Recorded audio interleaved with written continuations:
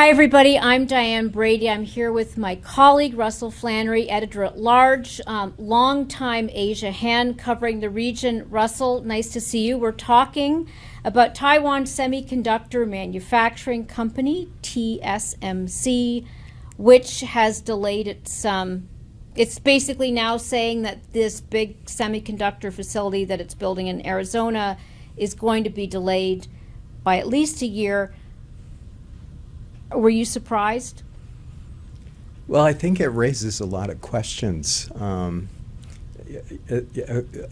think in the first place, this is a project that President Biden visited, so you would kind of sort of imagine that they would have the resource planning in place to go forward.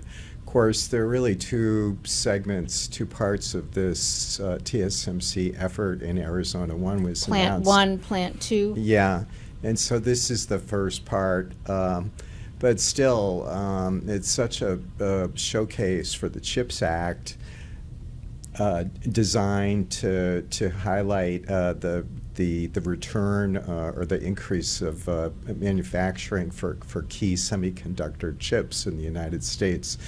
And the reason reported is that there's a shortage of manpower. And this has been reported for a while now, that TSMC was having to send over people from Taiwan. To do training for local people, or just to simply play those roles? Just to man and run an advanced semiconductor factory like they're installing there. So you really have to wonder how much planning there is. And then there's another element of the whole process, which is that the plant it needs the rest of the supply chain or key parts of the supply chain to really work at the level of efficiency that they have in Taiwan, which is extraordinary. Taiwan being a relatively small place with the whole supply chain laid out there. And you have to wonder if they don't have the manpower to put up the semiconductor facility for TSMC at the end. What is that telling us about the whole ecosystem? The whole ecosystem. Well, I want to talk that you've spoken in the past about some of the broader issues around, competitiveness, training in the U.S. and such. But let's start with the fact that this was, I think, initially a $12 billion investment that I believe became a $40 billion investment because of the CHIPS Act, Biden support. Is that part of the problem here, that it just simply became too ambitious for what could be handled by Arizona or, frankly, the network in the U.S.? I read this and you can't help but think about the bigger context here, right? What are other companies saying today? I haven't read that. I haven't called around and asked, but. If this is going to be, the kind of the iconic piece of the puzzle of the landscape, and they're having to delay on manpower issues. What about everybody else? And what about the underlying need for engineering talent in the States right now? We talk about how we want to get more high-tech hubs.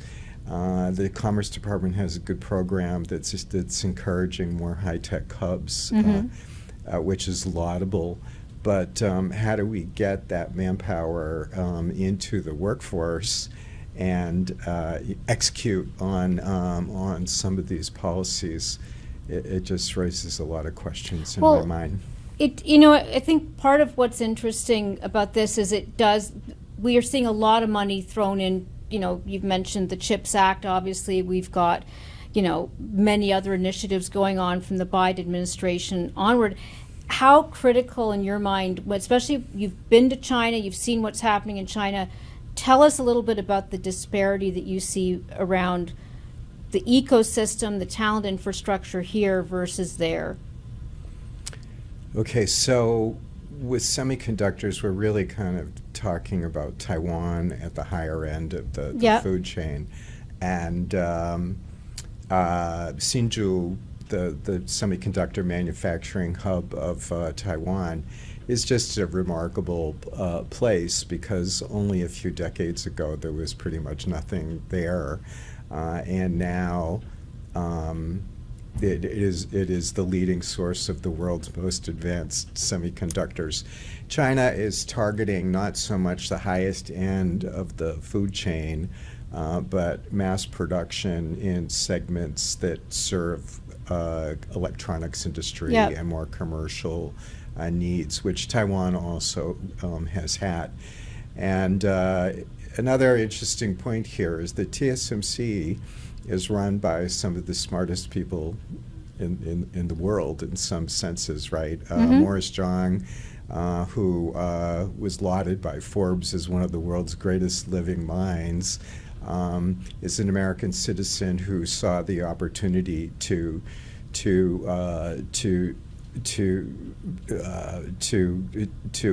outsource the manufacturing of chips, the production of chips, and reducing the barrier to entry for design houses, making it possible for designers that didn't have the money to get a factory built to get their new products into the market by going and taking them to his factory for manufacturing services. So this is a company that built up a formidable barrier to entry in its niche. Lots of big customers, Apple, among NVIDIA, many others right? there, and you have to think, if they're having trouble making this work after such a high-profile welcome in Arizona. What else is in there in the picture? I guess, the surprise, is the surprise, because it hasn't been, and the pivot toward China was a deliberate one. It didn't mean to imply, of course, it's very sensitive to put Taiwan in a China bucket. It's more, the broader questions here around U.S. competitiveness and how much something like this can really spur a level of training. We're now creating demand, creating jobs in Arizona, but it's just one project, and it's we're talking about a lot of bigger questions in terms of how the economies are relatively. There was a Pew study out this week about perceptions of China, and so much of the conversation is political that we sometimes forget what the innovation and what's going on the ground in that part of the world. Yeah. I think there are a lot of questions wrapped into that one topic. Definitely global supply chains are not going to be as dependent on China as they were not long ago. Right. We had an interview with Stephen Roach not too long ago, he of Morgan Stanley for a long time, and Asia Hand. I was saying that the era when U.S. companies would only solely rely on China for their sourcing is over.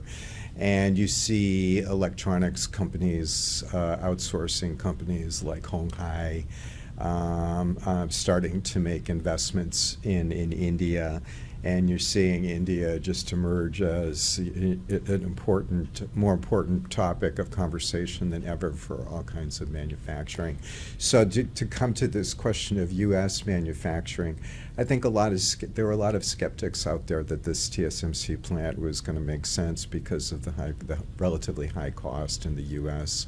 and the supply chain that needs to come with it in order to make it as economically competitive as Taiwan. So I think the skeptics that are out there, are going to be looking at that and thinking. Well, it's one piece of thought, but it is 1 year delay. I mean, really, and that.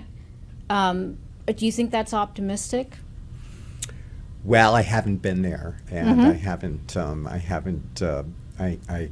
can't say, but I think it just points to the the challenges that we're facing here as we try to get more manufacturing back to the U.S., especially for products that are related to national defense.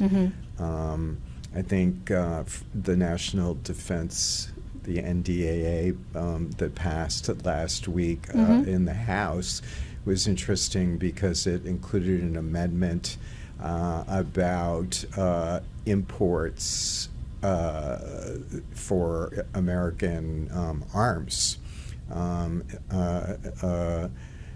Ro Khanna, a representative from California, attached an amendment asking the Pentagon to provide data going forward about what percentage of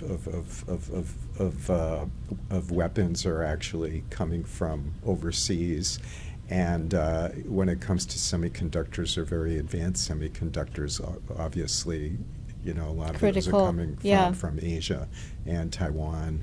So as Ro Khanna was saying in the interview that I did with him last week, the whole world has evolved a lot from the 90s when we had Francis Fukuyama talking about the end of history.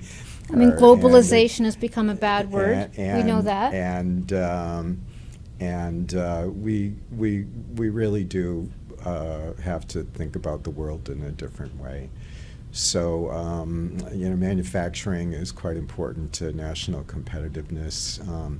And I think from a U.S. point of view, we really don't want to be relying on factories located in global hotspots, which unfortunately Taiwan is. Let me ask you one other question, which is this announcement, again, high-profile company, huge investment.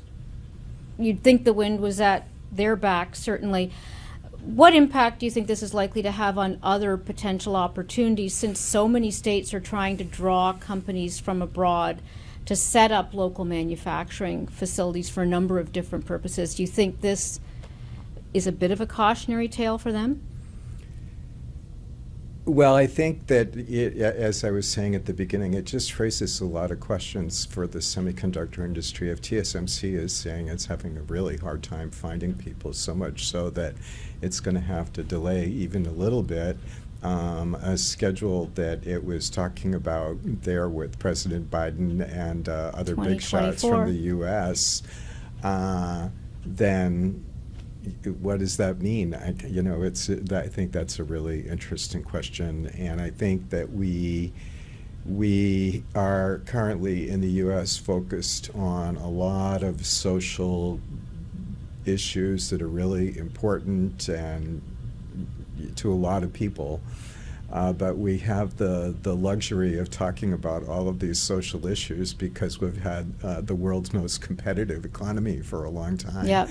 And we really, really need to be thinking, each and every one of us, about how to make sure that we have a globally competitive economy going forward, so that we can have the luxury of jobs and government support and everything else that comes with a prosperous economy as a precondition for some of these other things. Great. Well, it does give us pause. It does provide more fodder for the argument that more needs to be done. So, Russell Flannery, thank you. I know you're off to China. Anything on your radar you'd put on ours in terms of what you're looking for as you head back again? Oh, gee whiz, lots to be keeping an eye on in China.